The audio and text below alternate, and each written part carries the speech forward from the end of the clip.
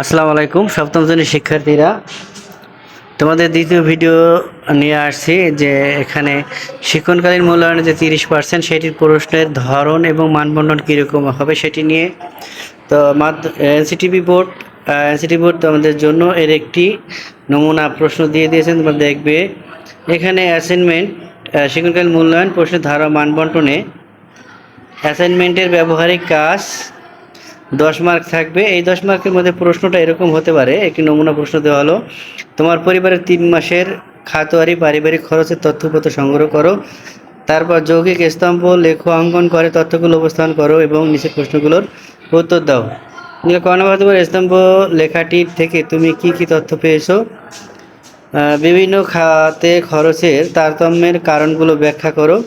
পারিবারিক খরচের সুষম বাজেট তৈরিতে যৌগিক স্তম্ভ লিখে লেখো বিশেষ ভূমিকা, তোমার মতামত সব ব্যাখ্যা করবে। এটি দেওয়া থাকবে প্রশ্ন। এই অ্যাসাইনমেন্টটি তোমাদের শিক্ষক তোমাদের দিবেন। আর এটি এবার অনুসন্ধানমূলক একটি কাজ থাকবে, সেটির মান হবে 10।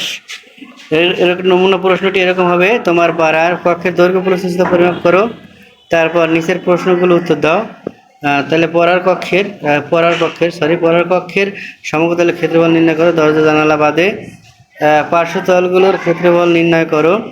প্রমাণ করো যে পাড়ার কক্ষের সমগ্র ক্ষেত্রফল সমান পার্শ্বতলগুলোর ক্ষেত্রফল প্লাস 2 গুণ মেঝের ক্ষেত্রফল। এটিতে থাকবে 10। এটা নমুনা প্রশ্ন, যদিও প্রশ্নে এটি হুবহু এরকম হবে না, এমন কোনো নির্দেশনা দেওয়া নাই এবং এনসিটিভি থেকে বারণ আছে। এইরকম শ্রেণীর প্রশ্ন হবে, সেটি দেওয়া আছে। এরপর থাকবে শ্রেণীর কাজ, পাঠ্যপুস্তকে সন্নিবেশিত একক ও দলগত কাজ ছক পূরণ করে।